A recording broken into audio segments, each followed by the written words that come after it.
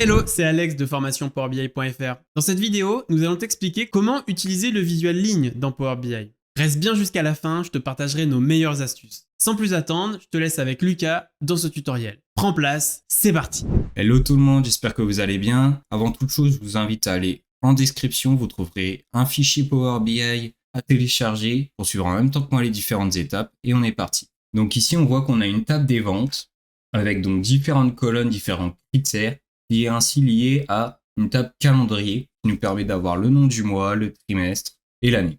Ce que j'aimerais faire ici, ça serait donc d'avoir l'évolution des quantités par mois. Donc ce qu'on va faire, c'est qu'on va insérer ici le nom des mois. On va le mettre en graphique en courbe. On va aussi insérer dans nos mesures les quantités. On va agrandir le graphique ici. Ensuite, on va donc modifier en général le titre pour mettre ici quantité par mois. On va centrer le titre du graphique.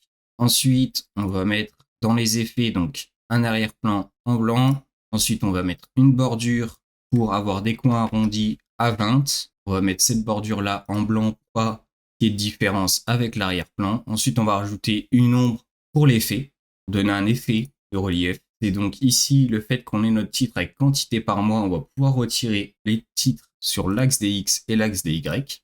Ça va permettre d'alléger le graphique, d'éviter les répétitions.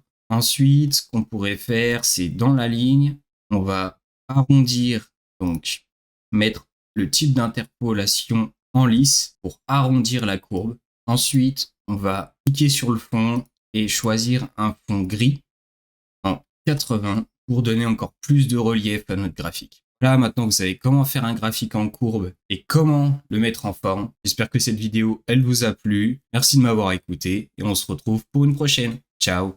Voilà, j'espère que cette vidéo t'a plu. N'hésite pas à liker et à commenter cette vidéo et bien évidemment à t'abonner à la chaîne, ça nous fait toujours plaisir d'avoir de plus en plus de membres. Si tu veux booster tes compétences sur Power BI, tu peux t'inscrire à notre newsletter pour recevoir les dernières actualités, des astuces de Power BI. Mais tu peux aussi évidemment télécharger les ressources en description de cette vidéo pour pratiquer en même temps que Lucas si ce n'est pas déjà fait. Et enfin, tu peux évidemment découvrir notre catalogue de formation complet. On a des parcours de formation e-learning avec plus de 200 vidéos à consommer et plus de 14 heures de vidéos exclusives. Je te dis à bientôt sur la chaîne formationpowerbi.fr.